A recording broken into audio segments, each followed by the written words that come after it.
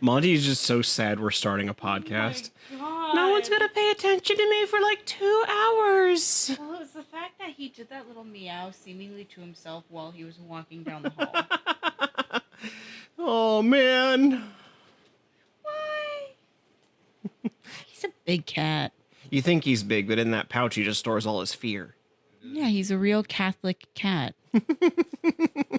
All his sins. He hasn't seen a priest in a while. He's got to give away his sins All somewhere. his sins. Just sit in that primordial pouch. Yep.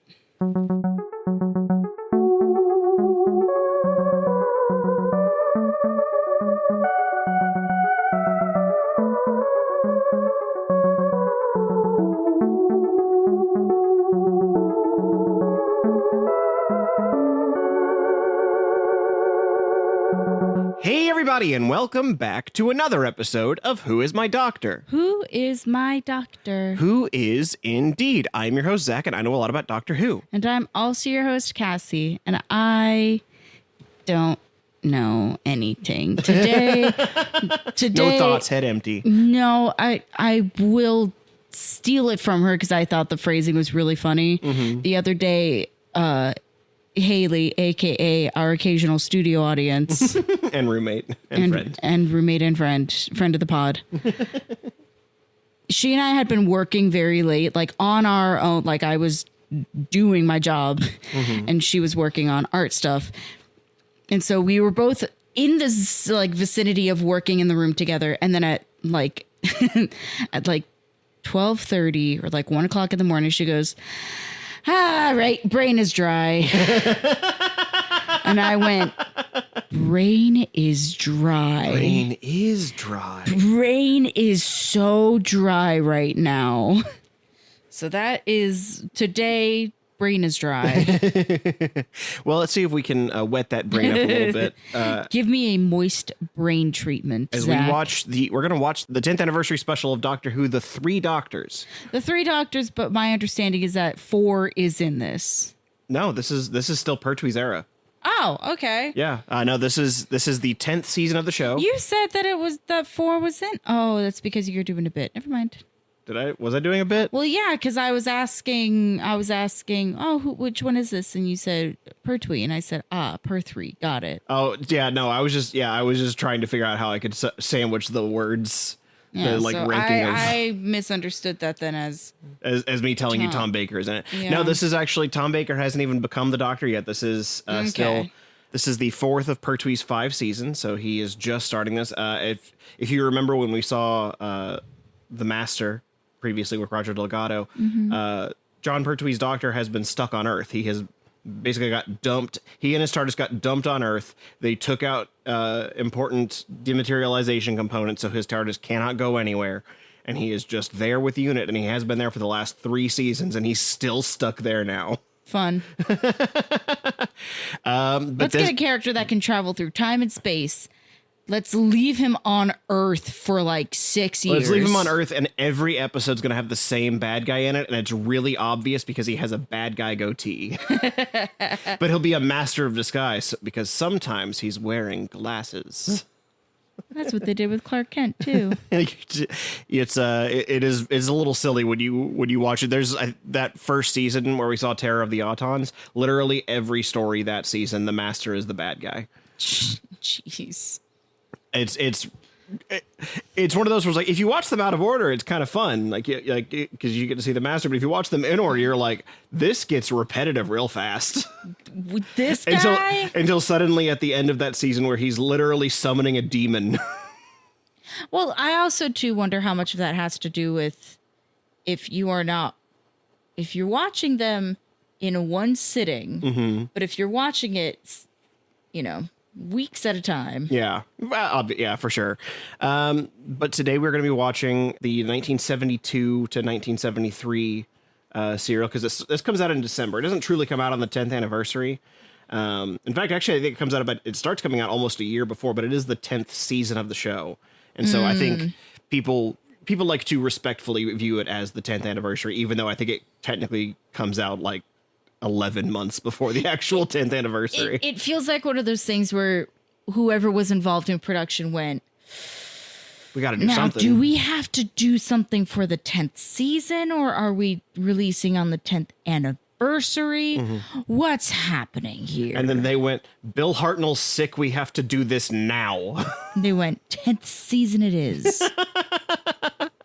Speaking of, this is not a Cassie Professy question, but as you know, Bill Hartnell had been too sick to continue being the Doctor.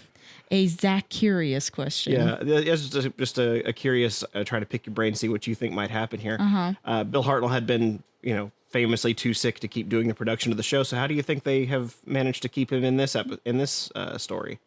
Now, when you say too sick, He had, I can't remember exactly what it's called, but basically he had something that made some kind. I don't think it was a stroke, but it was something that caused blood to struggle to get to his brain. And so you could really see in his later seasons, he was fumbling over his lines to the point where they couldn't keep having footage to retake it. So some of those stumbles are on film, which, to be fair, Bill always kind of stumbled over his lines a little bit, but it was getting worse.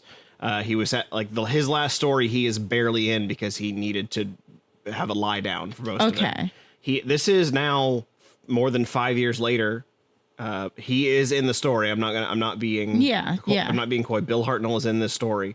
But how do you think they include him? So do you want the realistic answer, or do you want the silly answer? Well, let's do a little column A, little column B. Little column A, little column B. Okay. Well, start with the silly and then we'll go with the serious. Silly Scarecrow. They have a Bill Hartnell Scarecrow. Weekend at Hartnell's. They just string him up. No, well, they like a Bill Hartnell. I'm standing by a Scarecrow because that's way funnier than having a ventriloquist dummy. Yeah, they just have something has happened to Bill Hartnell's Doctor where he is just he is a drawing. And he is trapped in a painting now. That, I think, would be really fun. Realistically speaking, he's probably in a chair or something. Okay. He's like perpetually seated. Or going off of that, perhaps he is stuck somewhere and the whole dealio is, we have to get him. Yeah, that could be interesting. Like, we have to save our first incarnation to save our own lives. Oh shit, we gotta find him. Yeah. That's why he's not. I kind of like that idea. That's without spoiling too much. That's not the plot, but I do think that would be really fun if the episode was we as the second and third incarnations have to save the first one so we can continue on. Yeah, something is going on with one, and we do not exist without one. So we need to find him. We need to get him. We need to put him in a special place where he will not get any more harm. If we're branching back to my original thing, we need to save him from the Smithsonian Museum. We're in America now. He's trapped in a museum that comes to life. Oh no, Ben Stiller has him now.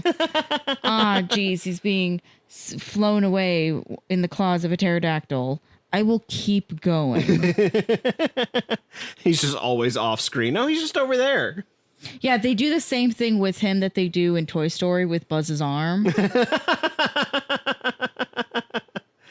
Hello, doctors. I'm right over here. Well, since you've got that question going, now you got your brain percolated, let's get into the proper Cassie Professy for the three doctors here. All right. We're done with the Zach Curiosity We're done with my Zach. I mean, I do have a few other Zach Curiosities, but I might wait until we watch the story to ask those questions. Okay. So we will just get into the Cassie Professy here. So this episode does not feature the Master. I have mentioned him earlier in this episode. This features a different Time Lord villain, one that is introduced in this story and really only comes up a couple of times because he's kind of a big deal. He's one of the original Time Lords. There are three beings that sort of made he's one of the big dorks. He's wearing the big silly robes. Yeah, stupid hat. You've met one of them. If you remember at the end of David Tennant's run, you met Timothy Dalton with his gauntlet that made people disappear. Sure. I will not die. That's one of them. His name is Rassilon. It could have fooled me. Yeah, that's Rassilon. The second one you're going to meet today is called Omega. So it's Rassilon, Omega, and then the third is just called the the other one is called the Other, and no one knows who he is. He's just part of the lore. He's call back to to earlier. He's Buzz Lightyear arm. Well, without going too deep into it, the implication very strongly is that the other is the Doctor, and they have just erased his memories. That's deep lore. I think that's just in novels. I don't think they ever addressed that in the actual show. But basically, you've met Rassilon, that was Timothy Dalton, and they tell you you're going to meet the other big, bad, evil guy that made the Time Lords, Omega. We're not going to see Omega's face because he wears a mask. Okay. Now, do you think his mask is very tall, very wide, or does it have a pronounced snoot? Or I guess you could just say, does it project forward? And you're not going to do the mean thing where it's like, haha, I tricked you. It's all three. it's just a big like character it's like the Lord Farquaad heads in Shrek. Yeah. No, it is specifically one of those three. Very tall, very wide, or very long. Yeah, very pronounced. I would say it comes out in that case. I'll say pronounced. Okay, so you think he's got like almost like a wolf head mask is what or like a bird. Sure. Like a plague doctor mask would come out is what I'm. You're saying these words, bud. I'm trying just to make sure I'm illustrating my point. I know what your point is. All right. Alrighty. Very well. And in this episode, you've already met the Third Doctor's companion, Jo. She was the blonde girl that I sort of compared her to like an early version of Rose, in that she's not terribly bright, but she's got like a fun personality, especially contrasting with with Pertwee's more like mellow Doctor. Mm-hmm. At one point, the Third Doctor has to explain to her the concept of how both he and Patrick Troughton are the Doctor, and he does so by referencing a popular British band. Which band do you think he references? That's mean. Well, keep in mind, it's a little limited because this comes out in the 70s.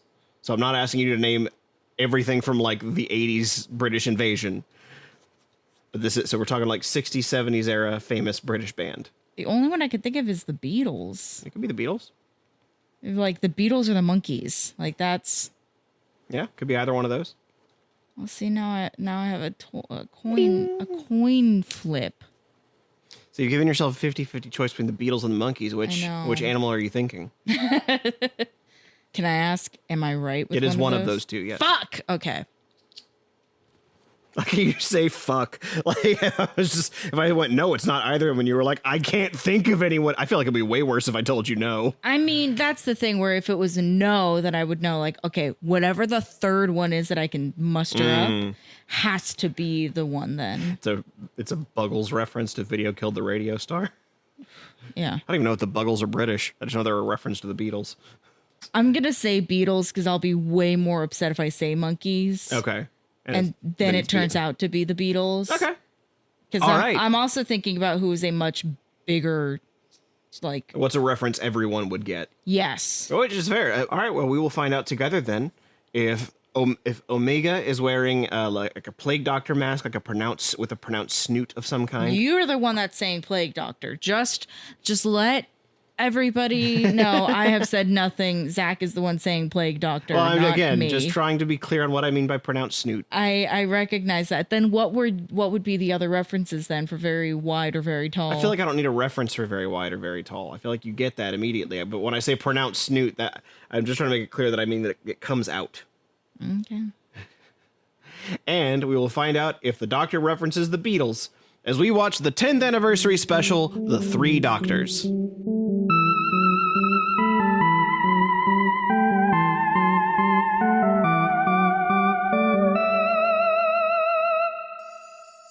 Greetings, listeners.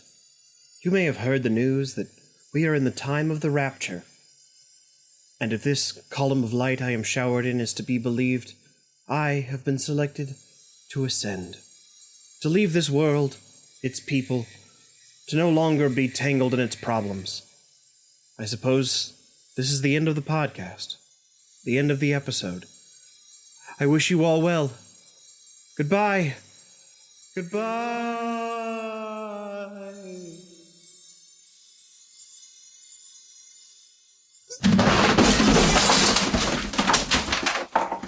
So, turns out I was just getting abducted by aliens. Ow. back to the episode, I guess.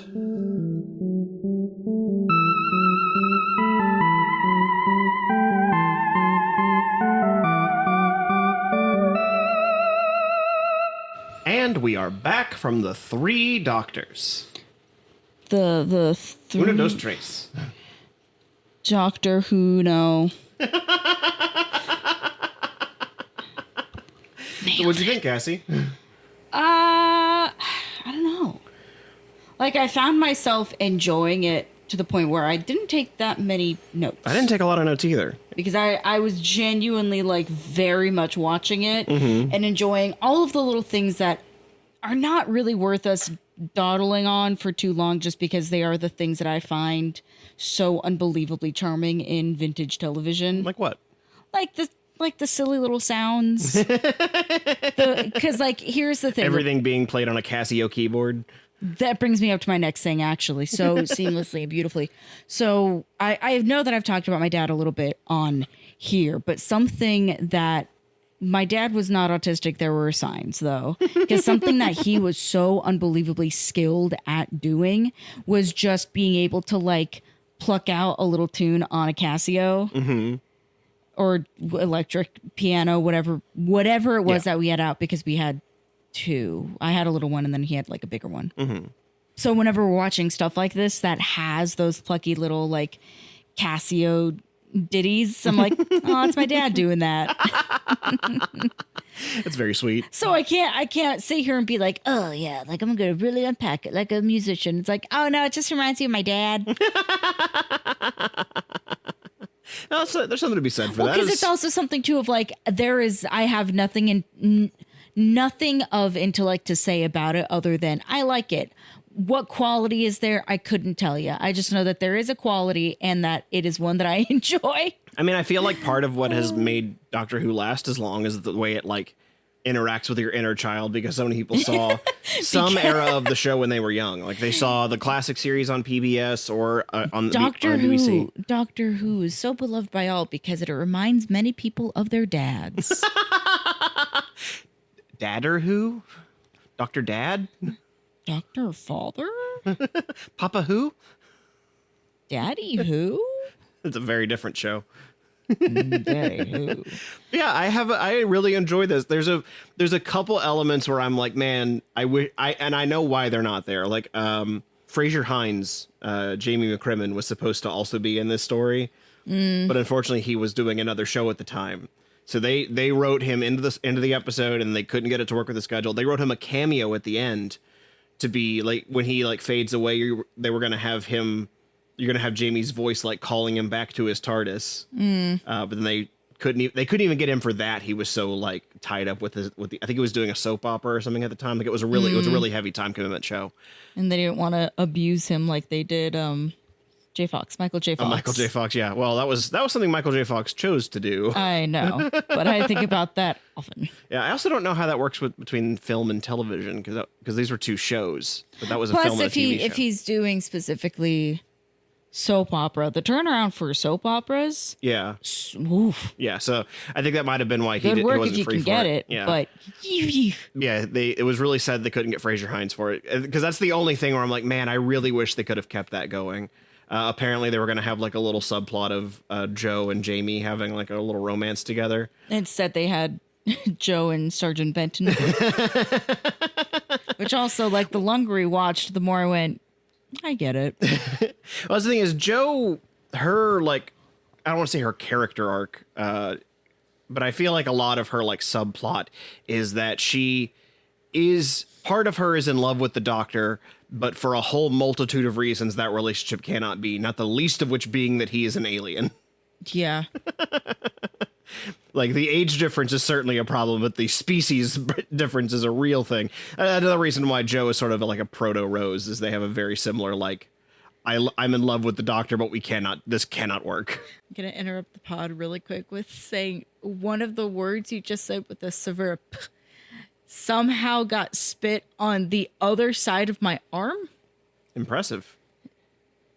Truly. You got attacked with a plosive. Hey, I know that you have said in the past that I have a specific gravitational pull. I'm starting to The think Cassie black hole. Yeah, there might be credence to that. Like I said, that's really my only thing is I wish I could have seen what they originally wrote with everyone involved. Yes, but also bearing that in mind, I didn't miss Jamie. Yeah. Well, It's because this is not supposed to be about, or at least my interpretation of this beginning, middle, and end was this is not about those doctors' stories. This was not, we weren't resurrecting like, oh, we're not country bearsing the whole thing. We're not getting the band back together. Mm-hmm. We are literally calling upon the same person 3 different times for help. Yeah, because we are calling upon this person, not this person and their gang. Yeah, even though by default some of that person's gang is still part of it. Yeah, it is. It makes sense in the narrative. I do, like I said, I just think it would have been fun to see that dynamic with that one little element. But outside of that, I still think this is a really fun time. It's solid. It's real. More than anything, it's funny. Like, it's not like wall-to-wall laughs, but they will... I mean, in all fairness, too, it's British humor, so it's not like, knee slappers, let me spit out my drink it again, and spit it out again. It's not outright a comedy, but they really, like, knew that this was going to get kind of intense, especially with Omega being as dramatic as he is. Oh, we'll get to him in a sec. We'll get to him. But because of that, I think they like to throw in just like a couple of goofs. One of my favorites just being like, "It's a shame I don't have my recorder. I could play a little music to pass the time." And the Brigadier's just like, "Well, we can be thankful for small miracles."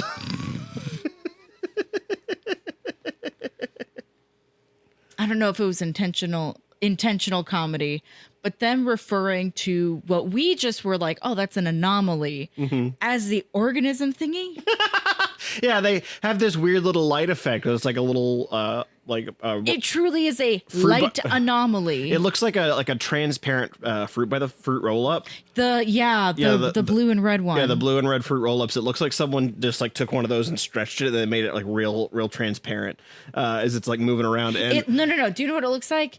Yes, or rather, yes, and it looks like they got the film of like they got the physical film. Somebody was eating a fruit roll up snack and it fell, and they went, "Hey, work done. I have an idea." When they were going, "Fuck, what did we put here?"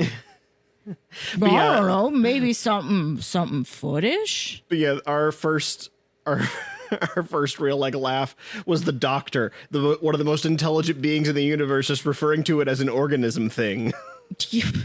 Okay, thank you, science man.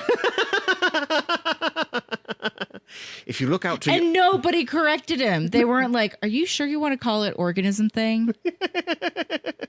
Like, are we staying on that? Even Joe was like, "Oh, sure." Organism thing.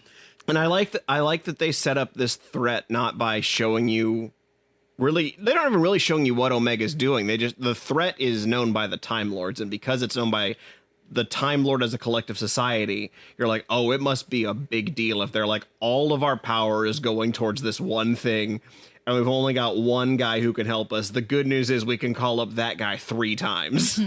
We've only got one guy who can help us. We've marooned him on Earth so we know exactly where he is. Get the clown. Yeah, get the dandy, the clown, and the old man. There's something like I know that Bill Hartnell describes them as a dandy and a clown. I've seen that line said to them love that. In this story. I've seen it in other stories, but there's something about seeing Bill Hartnell, something about the way he delivers it. It's funny every time. Because it's not just, like, let me see what I've become. It's, so you're my replacements, a dandy and a clown. My replacements. Where it's almost like he's almost like annoyed. Disappointed or annoyed. Where he's just like, oh, well, all right. It did bring up a thought of like, I wonder what, just like, because we could do the game of like, oh, let's see, well, like, oh, what would this one think of this one? Mm-hmm. But truly, we can just trace it all back to, I wonder how Hartnell's doctor specifically would feel about everybody else. Yeah. Specifically, what would he have thought of Rowan Atkinson? You're both a dandy and a clown. You're some kind of bean fellow. Just palm again. Ah, a dandy again. Cut to Eccleston. Oh, cool guy. with his leather jacket. Because like I Peter Capaldi with your hair. You look like me, but with more hair. Yeah.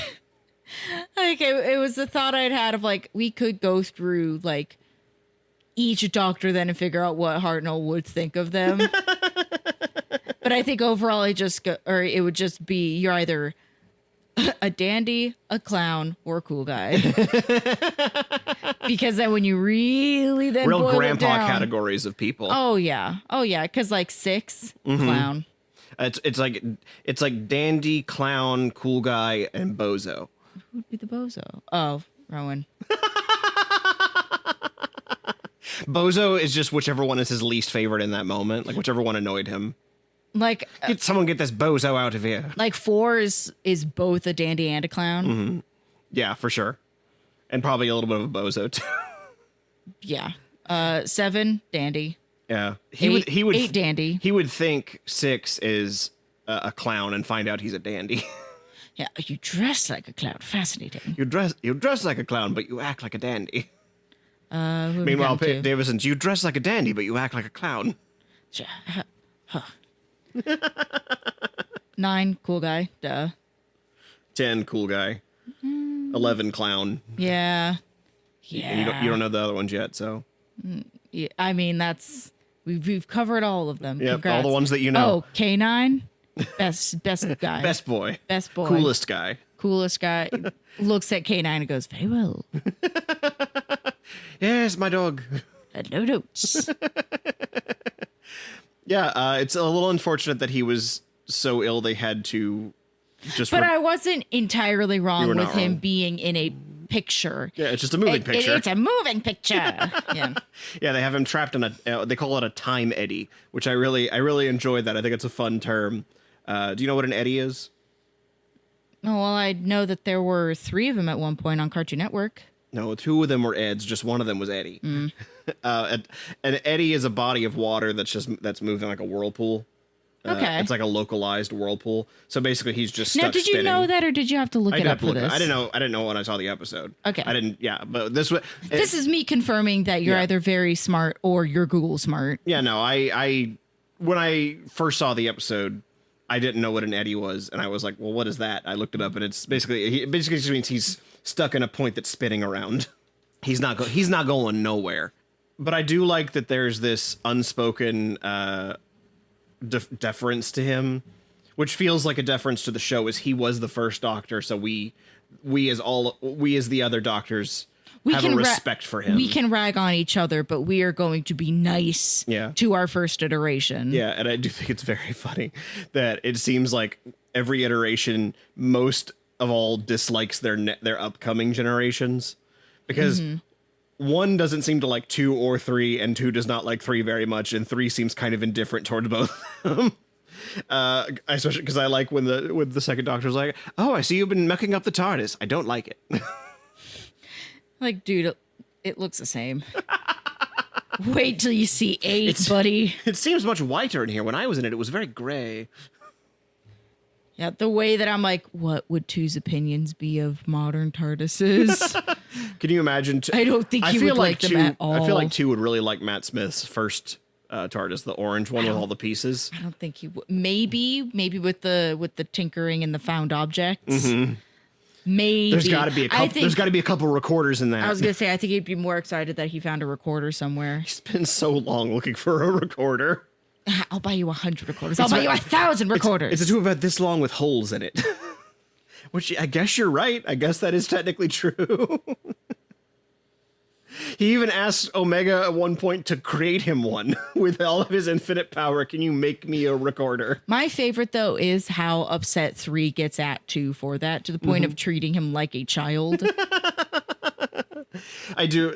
I really appreciate where they can play up, because they do have a couple multi-Doctor stories throughout the run, and I do appreciate whenever there's that like tension of like, the thing that makes you quirky and unique really rubs against the thing that makes me quirky and unique. like the fact that 2 is sort of like this foppish, absent-minded professor type. Meanwhile, Pertwee is more this suave, cool, I'm an action man, I'm going to do Venusian kung fu and throw people around.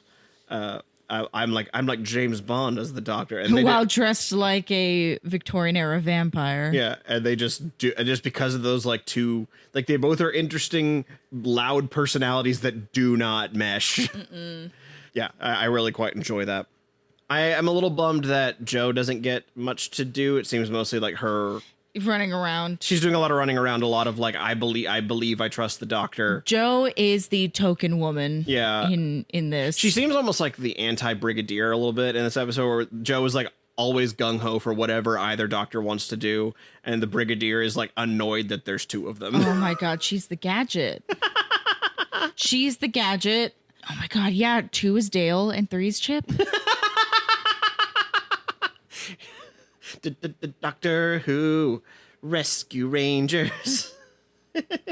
I'm not wrong. But let's talk a little bit about Omega, because I feel like he is such an important part of this story. Like he's the whole crux. Omega. Yeah, because they weren't saying Omega. He was Omega. Yeah, they also called him. Pertwee also calls him Omega a few times. Omega. Oh my god. Oh my god. It is funny because he was originally named Ohm, O-H-M, and they named him that because that's what it looks like when you turn Who upside down. Okay. That's some real dork shit. I know you hate it. I love it. I love it so much. But I understand why Ohm became Omega. It just, there's a bit more of a weight to it. Oh my god. Especially because I feel like naming him Ohm would just translate to all of them going Ohm. Yeah. Ohm. I loved him. I love that dramatic fish-faced fuck. It's really funny. He thinks that he overdid it a bit. He thinks that he took that too far. Here's the thing, though, is that he's having to employ mascot acting, and by that, what I mean is he has no facial expression whatsoever. So he is having to be Mickey Mouse and Fantasmic, overacting to the gods. Yeah, that's what to communicate what he needs and what he wants. He gets the fabulous fortune of being able to speak and then also doing some very good stuff. I think one of my favorite moments is just the doctors have like broken out of their little cell, and so he's like, they've wandered back into that main room, and you just hear Omega go, "What?" Hang on, they did not break out. They imagined a door. And I like that it was a TARDIS blue door, because it's the only door. It's the door they use the most. Yeah, they manifested a door using their contact. Using the power of rapid back and forth editing. So funny. And they did that 4 times. 4 times. And once an episode. Once every episode, they made contact. Just to remind you they could do it. So stupid. No, I liked it. Yeah, Stephen Thorne was the actor that played Omega. And he says that he overdid it a bit, and he blamed it on trying to compensate for that for that expression. Oh, mask. It's fine, baby. Yeah, I think you had at one point compared the mask to a fish. Yeah, like an arowana. Because there's something about like its mouth shape that is very like buh, buh, buh, buh, like a fish collecting water or algae. Yeah. Yeah, I totally could see that. Yeah, well, because my bringing up my dad again, he used to have a fish tank with, I think, 2 like smallish arowanas. So whenever I see something that remotely looks like an arowana, which, hey, if we ever have a fish tank, they're very aggressive, but they're cool. Yeah, you unfortunately don't get the point for the mask because the mask was tall as opposed to protruding. But I did get the point for the beetles. You do get the point for the beetles. We'll come back to that in just a second. But I do kind of wish that if he did have like a more pronounced forward mask, it was shaped like a big fish. Mm-hmm. He was, hello, I am Omega. Why are you wearing a fish on your head? What? He apparently at one point had scared Nicholas Courtney's son on set. Oh no! He apparently was going so like big that he had scared a young Philip Courtney from Who is Philip Courtney? Philip Courtney is Nicholas Courtney's son. Nicholas Courtney is the guy playing the Brigadier. Okay. Sorry. Yeah, he had scared the Brigadier, the actor that plays the Brigadier's son, like on set one day. Aw. And I imagine it was during that. What? It's so funny. And I think my favorite detail about him is that they have him in this big mask in this huge like flowing robe. So he's got a very like powerful presence about him, and he's like, but you're going to need these masks to remove mine. And they just like lift it up, and they don't show you his face. So for a moment you go, "Aw, he's ugly." But then they do fully remove the mask, and you go, "Aw, he's invisible." Cassie, I have to correct myself. The Doctor does in fact once fight the Invisible Man. I didn't know that. Yep. It just was in the classic series, not the modern series. I do really like how they did that effect too, with him like lifting the mask up, and you just see the doctors on the other side of him. You see the nothing. It's framed really beautifully. Yeah, it's really well done. It's, the cutout is inside the arms, under the mask, over the head. The doctors are in a perfect little 4x6 circular frame on the other side. I do think it's fun that they were like, well, we have this 10th anniversary thing. We're bringing these doctors together. Let's do like something really lore heavy. Because this is one of those times where you can do that because the atmosphere is more fun. Just like the premise of having these two together is already like a really unique thing you're not going to see a whole lot of. That, and I like that we got to see Time Lord HQ. Something like that, yeah. Time base. Yeah, and so I really like this moment, because they can do these moments where like the Doctor and Omega are just sitting in two chairs talking to one another, just explaining the plot. Yep. But because it's this interesting vibe that you don't normally get in the show, it's still engaging just because it's different. Well, then it's also for us, the audience, is that's going, oh, we're learning. Well, if you also remember that the last few seasons, he has almost exclusively done missions on Earth. There's been a couple of times the Time Lords have like roped him into a satellite mission or something. But for the most part, he has just been doing missions on Earth with UNIT. And so going to this really different setting with these really weird monsters and these like bubble walls and this guy in just like a big ass helmet, it's like, it's interesting. It's interesting to look at, especially in the 70s. Because everything is in color. So I did have the thought of like, damn, could you imagine if all of this was still in black and white? Yeah. It's interesting. This is the first time Hartnell ever got to do, well, the first and last time, unfortunately, that Hartnell ever really got to talk about the Time Lords and Gallifrey and all these things, because all of that part of the lore wasn't drafted until the second Doctor's last story. The name Time Lords did not even come up until Patrick Troughton. The Doctor species didn't have a name for his entire run.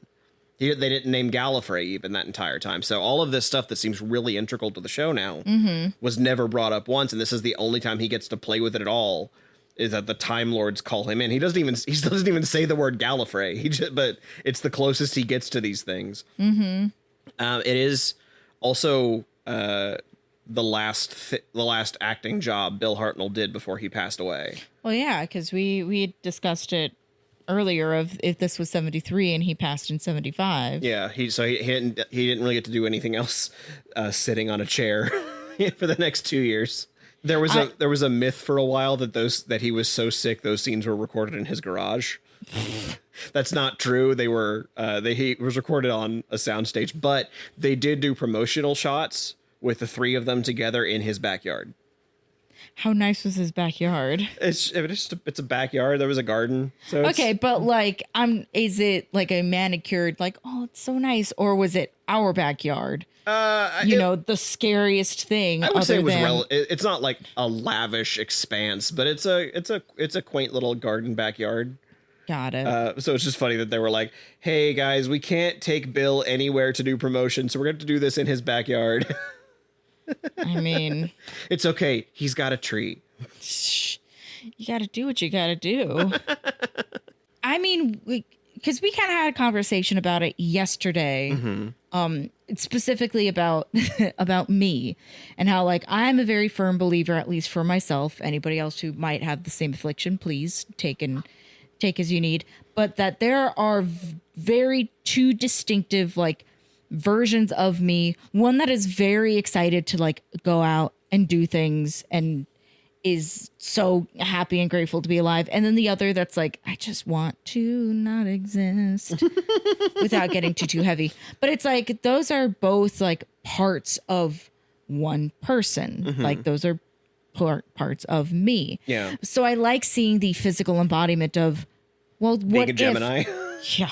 Like what if you were able to like physically split those two like personalities apart? This isn't Inside Out where it's like, oh, well, these are like the different emotions that are like being embodied. Or these are different values that are being embodied. Yeah, and different because we've seen plenty of cartoons where they'll like split your good self from your evil self. But Yeah. this isn't that either. This is just two different sides of you. Yeah. Like and it's almost like these are the two versions of you that come out when you're hanging out with different friend groups.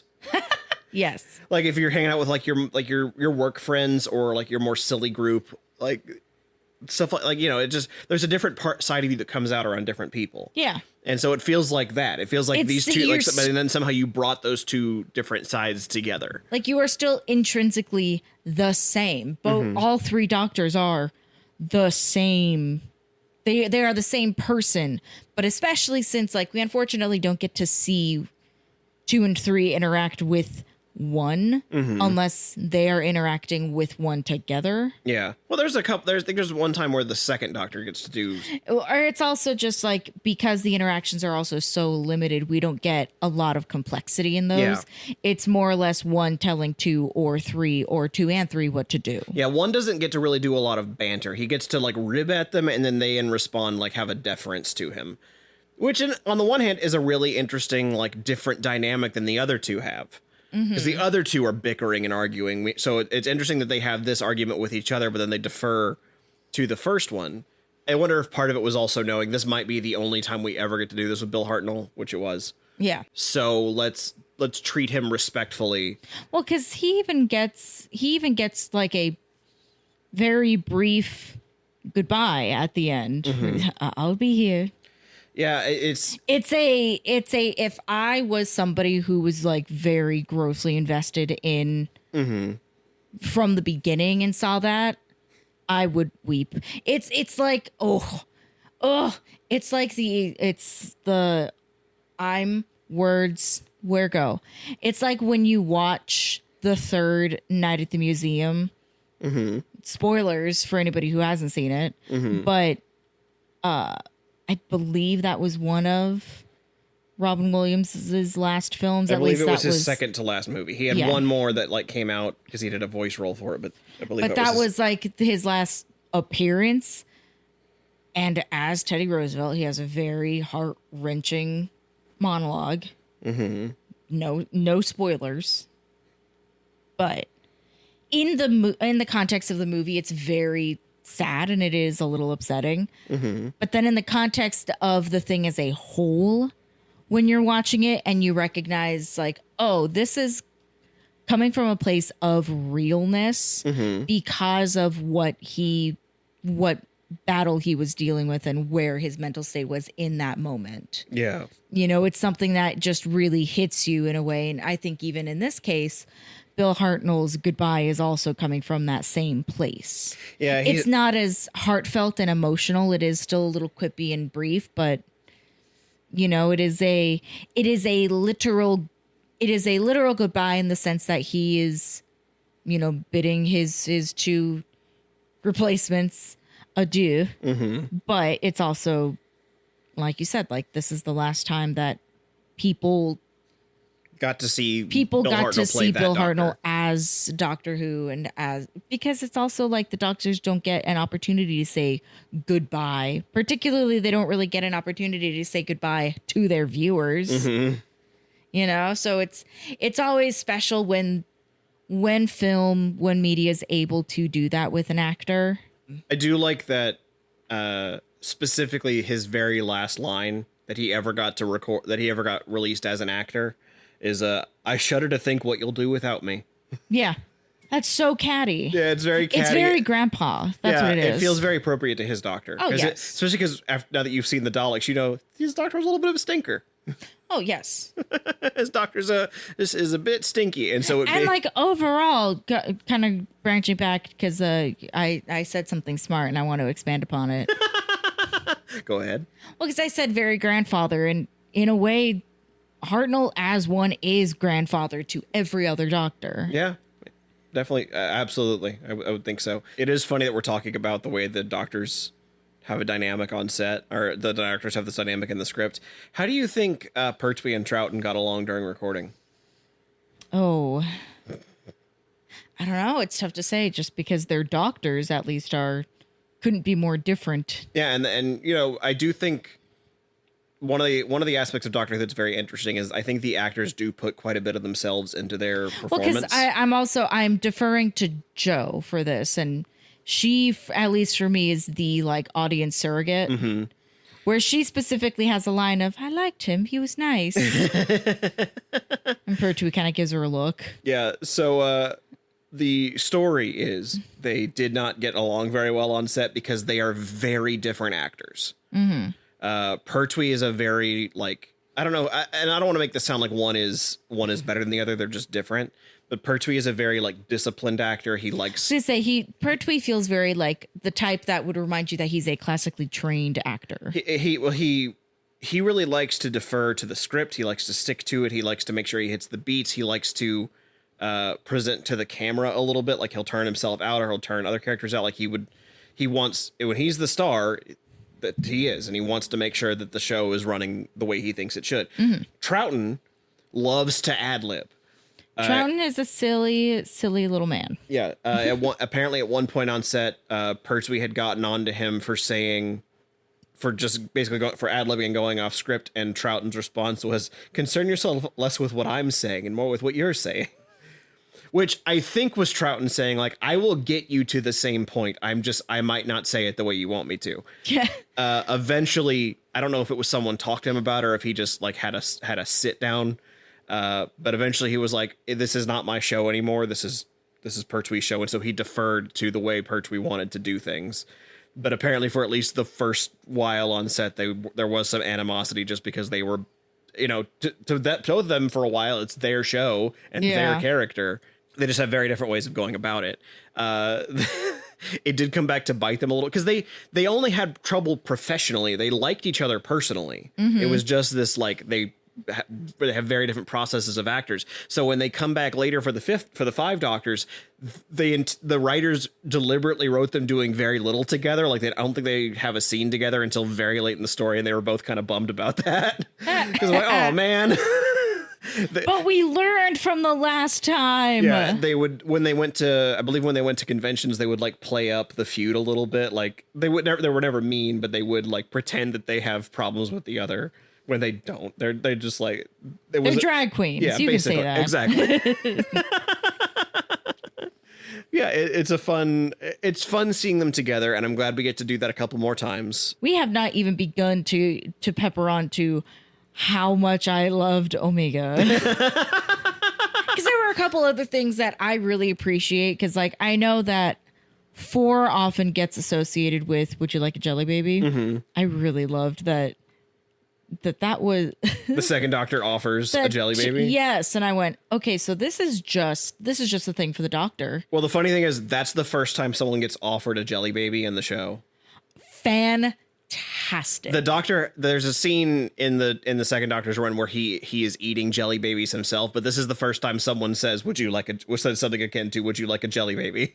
So it's just something that then goes on to that iteration, which I think is very fun. So, because that was something. There's also, I want a Doctor Who beach episode so bad. The fact that the Brigadier sees sand and immediately assumes, we're by the beach, and I went, is this the closest thing that I'm going to get is a character believing? Even the Doctor wants a beach episode. The Brigadier wants a beach episode. Give the man his beach ep.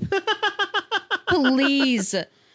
No, but just, there is something about Omega, not just how dramatic, because he was a brat. Mm-hmm. He's a bratty little baby man. But it's specifically... I think at one point he literally screams like a toddler. Yeah. It was after he realized he didn't have a head. He just... Mommy! Very Lucille Ball when something doesn't go right. Just... Ricky!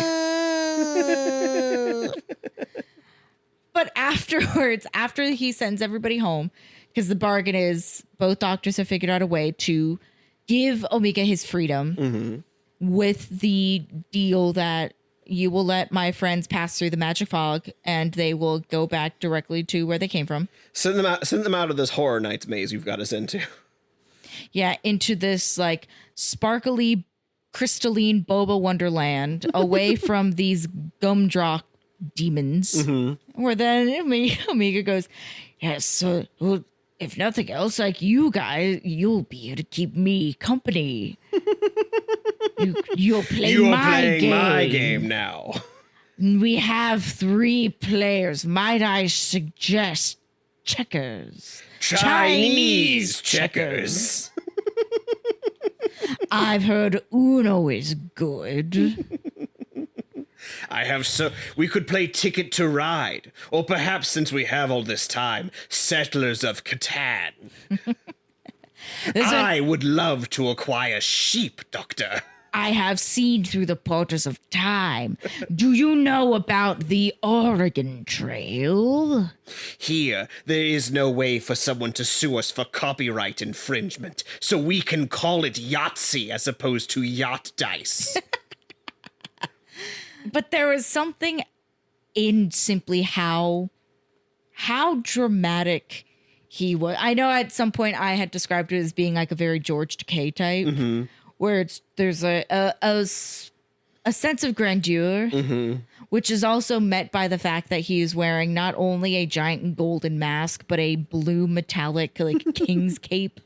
Which is also like there is something also to be said of like when we do see Time Lord HQ, it is also drenched in color, which I also feel like is a byproduct of we have seen the show in black and white for a very long time. Can I, speaking of Time Lord HQ, just a real quick point. I much prefer these Time Lord costumes to the ones that we saw at the end of time. So Yes.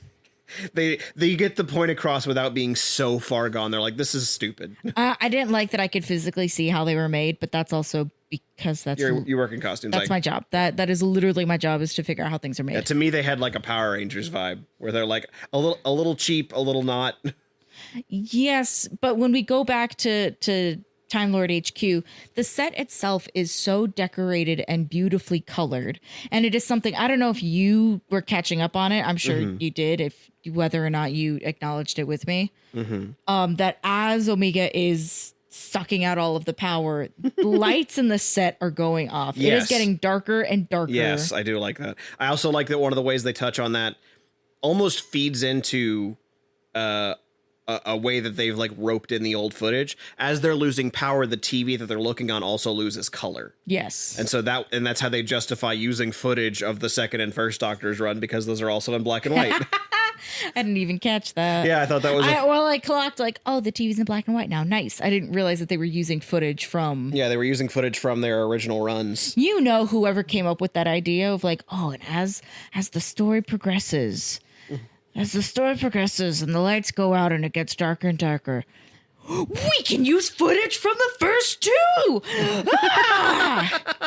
You know, that was somebody. That was a PA that was like, what if you did this? And then everybody screamed and cheered and halloo. Yeah.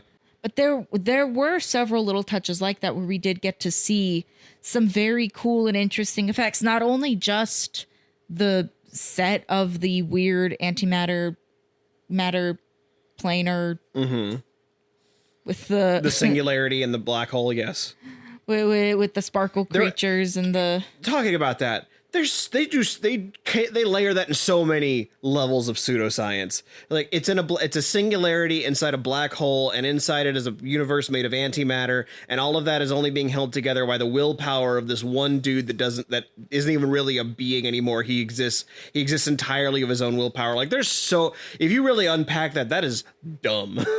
It was me and Dr. Tyler both going, okay. My favorite thing Dr. Tyler says at one point is they're saying, yes, we're inside the singularity. And his response is, but that's only a theory. And I'm like, well, if it's a theory, that means it definitely can't exist until you prove it, right? You have to prove the theory and then the thing exists. Dr. Tyler, you were dumb. I like your mustache, but you're dumb. Like I don't even remember what my point was. There are too many people. Yeah, I don't really. Like if we're gonna start dipping into like there were some things where I was like, I feel like there are simply too many people running amok, because at one point we have the Brigadier, Sergeant, Joe, Dr. Tyler, and Mr. Allis. Mm-hmm. With the addition of the 2 doctors. I like watching all of those people, like the 6 you just named, climbing into Bessie, because they only have 2 seats in front, so the other 4 have to like cram their way into the back seat. Yeah. My thought when the doctors are running after them were, how are you going to justify 2 more people in this Model T? Poor thing is only running with 4 horses. How are you going to make this work? And we have not yet touched upon one of my favorite things about this whole entire episode. Omega, yes, but also whatever his little goons are that are just kind of like tiptoeing around. Yeah, if you blow bubbles in soda and turn that into a being. Yeah, if you blow bubbles into some cherry cola. Yeah, if you blow bubbles into some Crystal Light. It's a cherry Pepsi. My God. Just so like there was nothing else I wanted to bring up about them other than just they're silly. Yeah, they're not little guy status. They're just so silly. Yeah, they're not little guys, they're bubble boys. That's what I mean though by men in suits is you can, even though it's like this is a gelatinous mass. This is supposed to be something that is not of this world, but you can so see the little tippy tappies of the actors' feet underneath. And then they're having to hobble back and forth like babies because they can't bend their legs. They even did it better in so there's some characters in a Sid and Marty Krofft show by the name of Sigmund the Sea Monster. Everybody in it is a sea monster, duh. But the suits that they're all wearing basically look like what if Pearl from Finding Nemo like stood on land? Mm-hmm. So like little tentacles that kind of like flick out. That's where they're hiding their feet. But it's really funny watching them move because you can very clearly see that it's just the actors like hobbling along, like like moving the way that they know how to on their human legs, but in this alien form. I like a lot of this story. I think even the parts of it that like I said, my only real get down with it is that I would have liked to see Jamie in it. I think you're right about there being too many characters in it though. Because too many cooks. Even this show seems to admit that when they drop Mr. Allis back and he just sort of pops into frame. Yes, but he ends it. He ends this whole thing in such a tasty manner. Even before that, though, when he first pops into existence, he just looks around and he says nothing and just walks off screen. Yup. Gun in hand, just strolls away. Later on, his wife is like, "There you are. Where have you been? You're late for dinner, and no one's found you." The army has been looking for you. The whole town has been looking for you. You missed dinner. And then he just goes, "Where have you been? You wouldn't believe me if I told you, woman." Anyways, dinner ready. Yeah, supper ready. That's how the whole thing ends. The end. That is the last line of this special. This story about one of the original Time Lord, the one that bestowed time travel onto the Time Lords, that made them Time Lords, about to destroy the entire universe for revenge over him being personally cast aside, is ended with, "Is dinner ready?" Like we get a very rare actor saying goodbye, not only to his role, but to his audience as a whole. We get to see two actors, two characters that you never would have even imagined could interact and be in the same room with each other. No. They are not the ones that end the series or end this special. It's Mr. Allis saying, "Supper ready?" We've that we've just started this season with the big reveal that the Doctor's gonna be able to travel in space and time again because the Time Lords have forgiven him. They've given him a new dematerialization circuit. They've opened his mind again to let him know how to travel through space and time. Go. They've freed him. They've said, "We're sorry. Here you go. Here, have fun. Don't fuck it up. Supper ready? Are you fucking with me? This is a bit."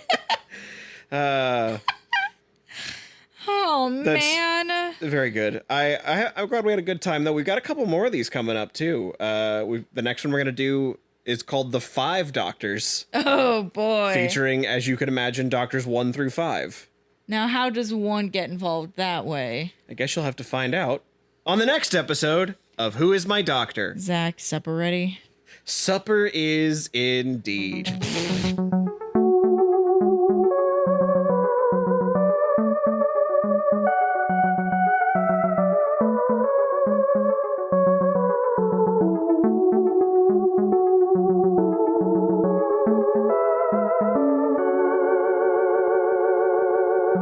Hey, everybody. Thank you for your patience while this episode comes out a few days late. I got super sick this week, as you could probably hear in my voice, and I needed to rest before I had the energy to get back in the editing hole. But we are back now, and I hope to be back on track next week with our episode on the 5 Doctors. If you want to hear that when it comes out next week, be sure you are subscribed wherever you're listening now so you get updates for every episode in the future. If you'd really like to support us, you can find us over on Patreon at patreon.com/whoismydoctor, where for as little as $1 a month, you can get access to episodes of this podcast a whole week early. You can also find us on Blue Sky, Threads, Instagram, and Twitter over at WimDpod. That's WIMDPOD. Special thanks go out to our Big Daddy Dalek patrons, Andrew Blewett, David Gansel, Travis Aiken, Julian Erlbacher, and Daniel Lindgren. I also just, on top of Big Daddy Dalek patrons, I also want to thank Beatrice for leaving a really nice review for us on Apple Podcasts. I only just saw it, but it was really sweet.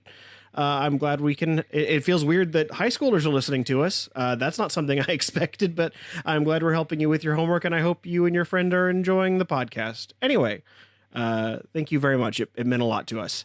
Anyway, we will see you all next Tuesday, because your Tuesdays are now Who's Days.